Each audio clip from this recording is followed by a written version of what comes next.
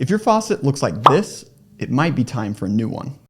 There are a few key signs that indicate it's time for a new faucet. First, if you notice consistent leaks or dripping even after repairs, it could mean your faucet has worn out seals or internal parts. Mineral deposits or corrosion around the base or the handles are another red flag, and super common here in Arizona.